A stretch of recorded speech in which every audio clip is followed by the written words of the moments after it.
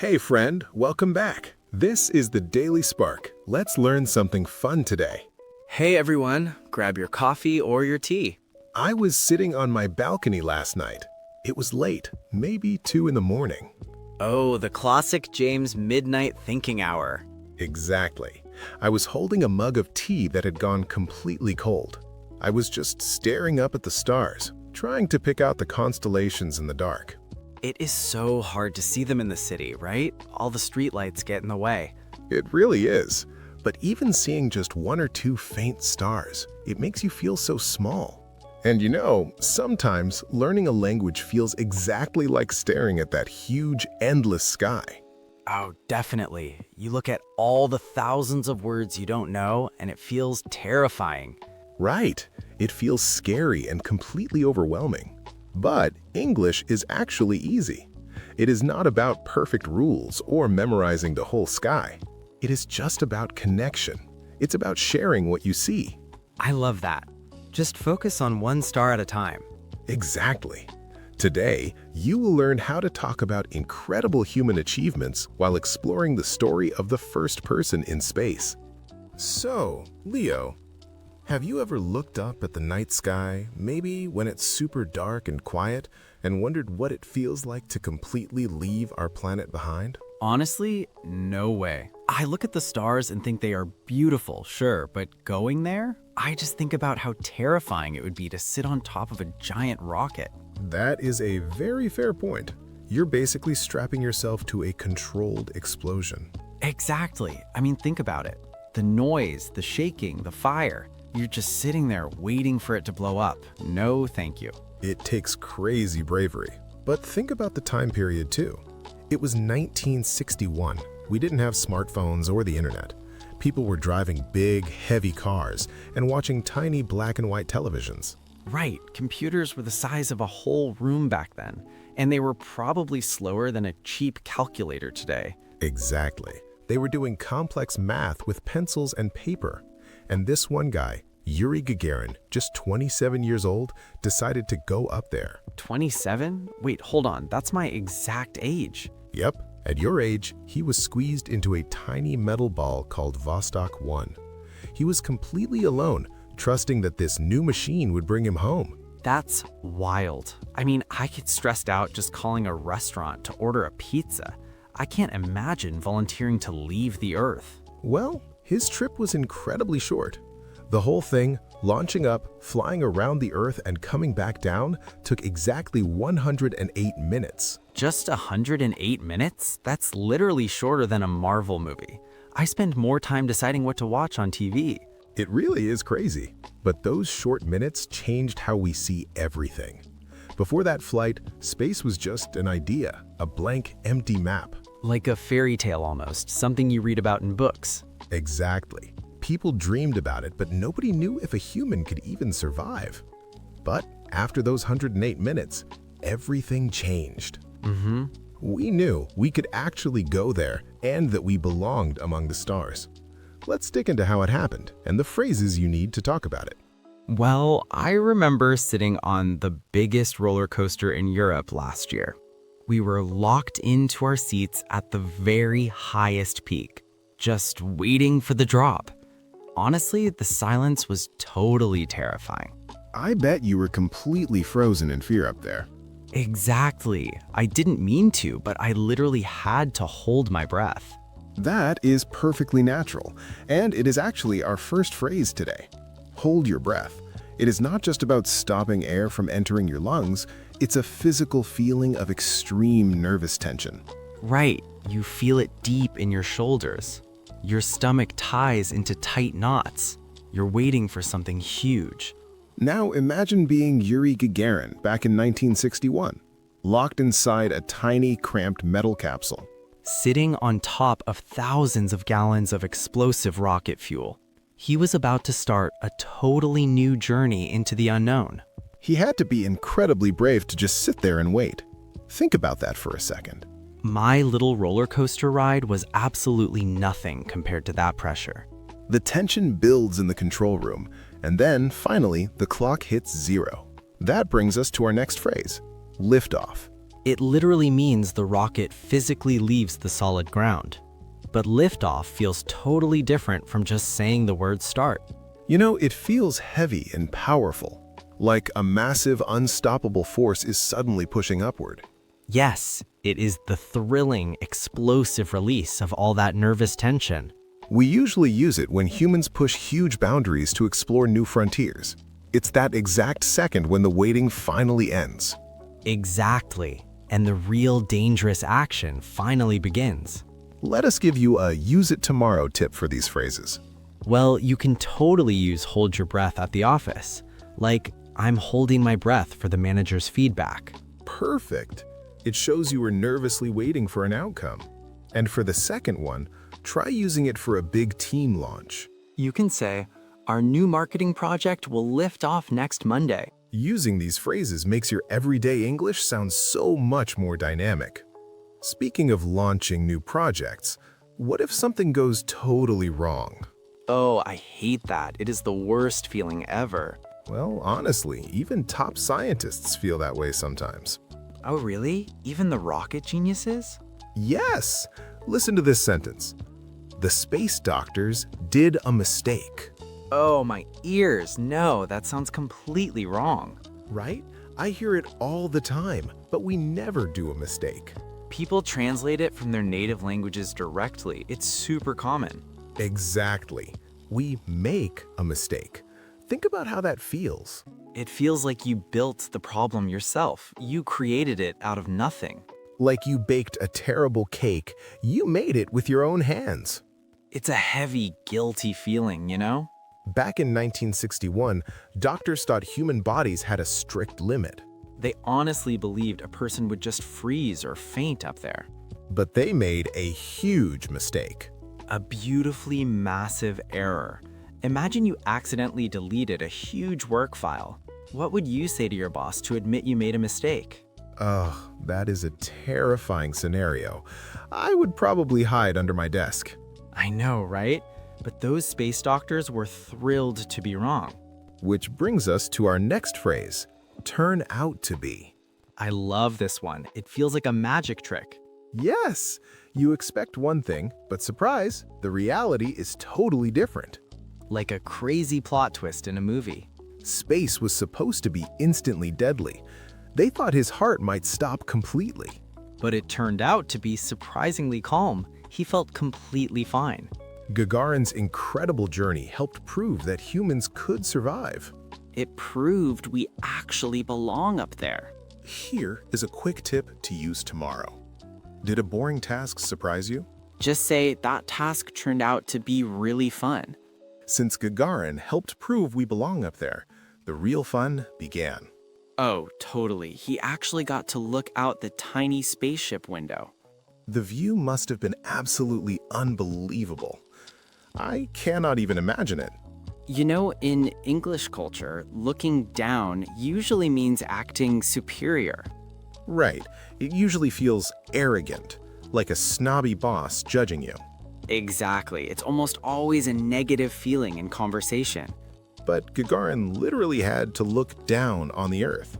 The feeling here is completely different. It's pure magic.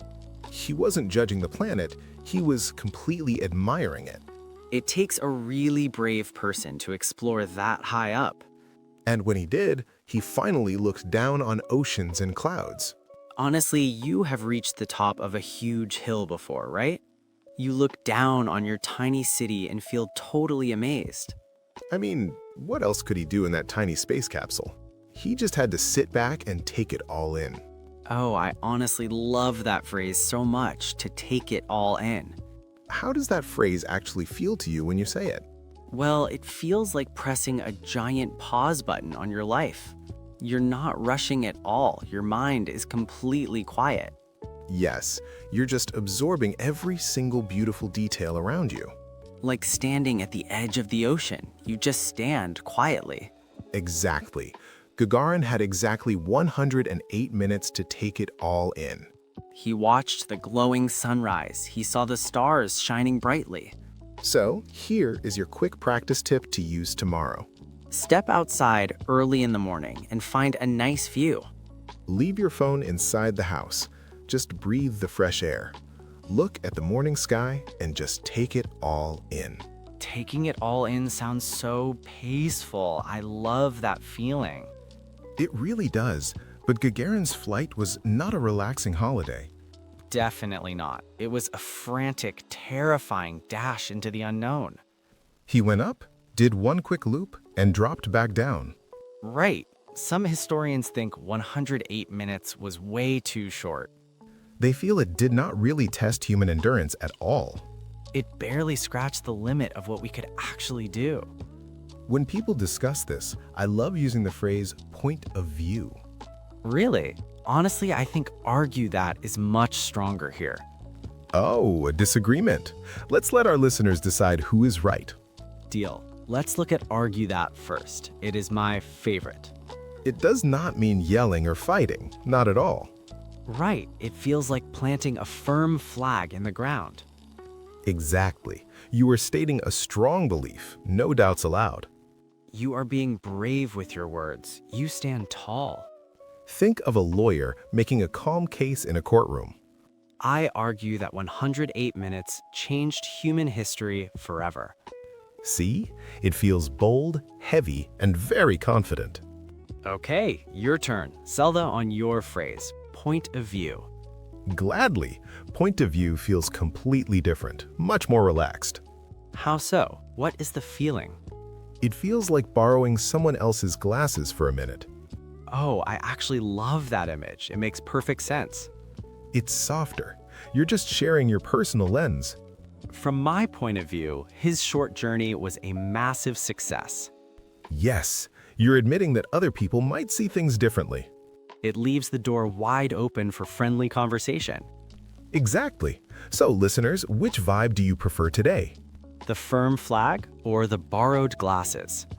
Tomorrow, I dare you to use argue that to defend your favorite snack. Like, I argue that potato chips are the best breakfast. Exactly.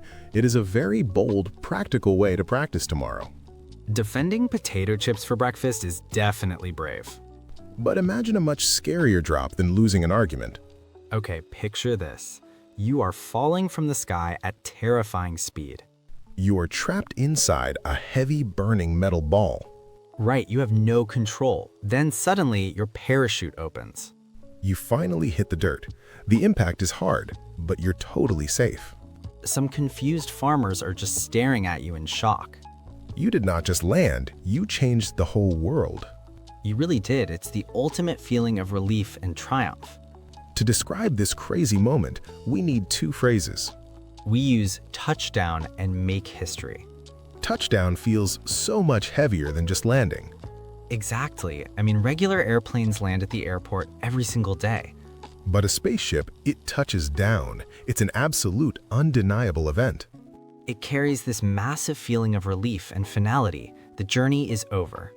You survived because you pushed every single human limit to the edge. Gagarin just wanted to explore the great dark unknown. But he also had to prove we could survive re-entry. Which leads us perfectly to our next phrase today. Right, make history. This phrase feels incredibly permanent. Like, nobody will ever forget your name or your face. It's not just about winning a simple local award. No way. It means you actually changed the human story forever. You carved your name into the timeline of the universe. So how can we actually use these phrases tomorrow? Well, you certainly don't need a giant rocket ship. Just tell your friends what time your flight will touch down. Or joke that you'll make history by cooking dinner without burning it. Honestly, I really love that. It makes cooking sound like an epic adventure. All right, let's bring it all together in our word review. My favorite part. We covered some heavy feelings today, from pure panic to total wonder. We really did. Let's look at the words that carried those feelings. First up, you might have heard us say journey. Right. A journey is not just a quick trip to the supermarket for milk. It is a big, meaningful adventure. Exactly. It's the feeling of packing a heavy bag, leaving your front door, and knowing you will change along the way. Here's your use it tomorrow example. Learning a new language is a long journey, but it's totally worth it. Beautiful. Next, you might have heard us say brave. Oh, I love this word. Being brave doesn't mean you're completely fearless. Nope. It's the feeling of your hands shaking, your heart pounding, but you do the scary thing anyway. Like Yuri Gagarin waiting for his rocket to lift off.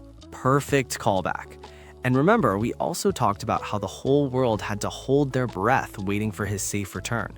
Exactly. 2 great phrases right there. So for brave, here's how you use it tomorrow.